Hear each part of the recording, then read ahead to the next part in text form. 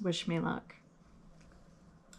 The fresh, light wilt of lemon in velvety Kraft mayonnaise. See how perfect real true mayonnaise can be. Hi everyone, welcome to another video. It's getting close to Christmas and we always see these crazy vintage jello mold recipes in old cookbooks or online somewhere. But this year I really wanted to try one out for real. So today I am going to be making this jello recipe. This one was one of the actually less unusual ones. It's more of a dessert jello mold than savory with a bunch of ingredients like meat and fish. And the reason that I chose that one is because I really do not like wasting food. So I wanted to make something that I know even if I'm not crazy about it, I won't be able to suffer through eating. So what really drew me to this recipe to begin with was the use of cream cheese and nuts in the center layer. So let's go over the ingredients. The recipe calls for two types of jello. It calls for strawberry jello and lime jello. It also calls for Philadelphia cream cheese. It has crushed pineapple in the recipe, but for some reason I couldn't find crushed pineapple at the store. I'm not sure if that's like a really popular holiday item, but I found pineapple chunks, so we're gonna cut these up into smaller pieces, and walnuts. The last ingredient is mayonnaise. I'm not sure what the obsession was with adding mayonnaise to gelatin dishes, but we are gonna put the mayonnaise in there. The mayonnaise is in my fridge and I will get it out when we need it. Let's get started. The recipe first instructs you to make the lime jello as according to the package, so that's what I'm going to do. At some point I really do want to make a video of making one of those crazy aspic molds, but the only problem is I'm not sure if I'm going to like it, and of course I don't want to throw away a whole mold. 2 cups of boiling water, and I'm gonna mix this to dissolve. And 2 cups of cold water. This is really reminding me of getting my wisdom teeth out. I'm gonna set this to the side, and the recipe says to use a square baking dish. For some reason, I don't have a square baking dish, so I'm gonna be using this dish. It's a little bit smaller than a 9 by 13. And I think this may be too much jello. I'm not sure.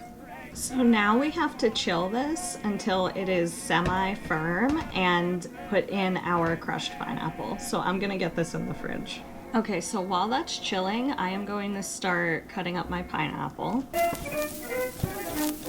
Jello definitely makes me think of the holidays because my mother would always make jello with fruit for Christmas and Thanksgiving. I can see how cream cheese would go, but I don't know if mayonnaise is going to taste very good. I don't know, we'll see at the end. But it just makes me wonder if the vinegar in mayonnaise is not gonna be pleasant with the jello. I need 1 cup of crushed pineapple, so I'm gonna put what I cut in here. This is the crushed pineapple. That took almost 1 full 20-ounce can of pineapple chunks. Here on my cutting board, I have 1/2 cup of walnuts measured out, and I'm going to chop these really fine and add them to my bowl here in preparation for making the cream cheese mixture. 1 8-ounce block of cream cheese, 1/2 cup of mayonnaise going in.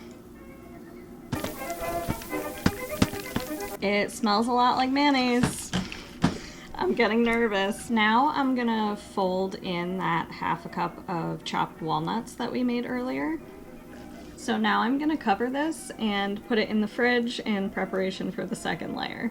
So the lime jello is partially set, and I am going to add the pineapple that we chopped earlier and mix it in. I'm gonna put this back in the fridge and let it set fully. The jello has fully set, and I am going to add that cream cheese mixture we made earlier. I'm just gonna scoop this out And I'm gonna take this and just spread it out as evenly as possible over the lime jello. Okay, so this I think is as good as it's gonna get. I'm gonna put this back in the fridge and we're gonna start on the strawberry jello. Let me know in the comments if your family ever made one of these jello type molds for the holidays. I'd really love to know what kind. I'm tongues, don't imagine you're the only one to feel the subtle influence of love. So I took this back out of the fridge and I'm going to add the strawberry jello that we just mixed. I'm being really careful pouring this because I don't want to splash it anywhere and I don't know how much I'm gonna need. This is what it's looking like. I'm gonna cover this for its final set and I will be back with the finished results.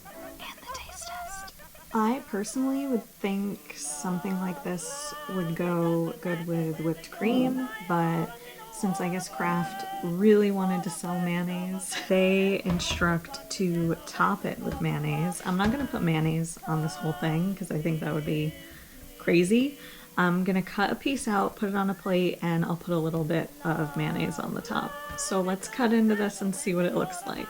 This is what it looks like without the mayonnaise on top. It doesn't come out of the pan very pretty. It kind of fell apart a little bit, as you can see.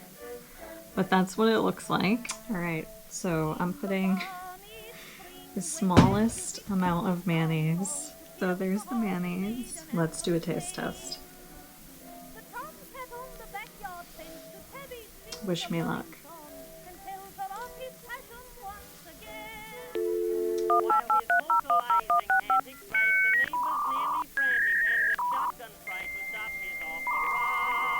Let me try it without the mayonnaise on top.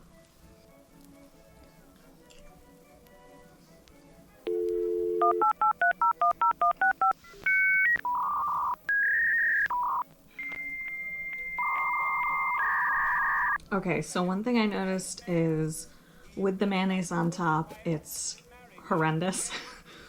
It's horrible. That mayonnaise just takes over the entire flavor of everything. And the sweet and the vinegar doesn't really go together. But when I try it without the mayonnaise on top, it actually is not that bad. The mixture of the cream cheese and the mayonnaise kind of drowns out the mayonnaise flavor, tones it down a lot. And it's actually not that bad. So final thoughts, I would give this recipe a 5 out of 10. If I were to make this again, I would not put mayonnaise on top. I definitely would try it with whipped cream. All right, guys, so that is it for today. I hope you enjoyed watching me make and taste test this vintage jello mold recipe, and I'll see you in my next video. Bye. Anything you do, but don't take me home.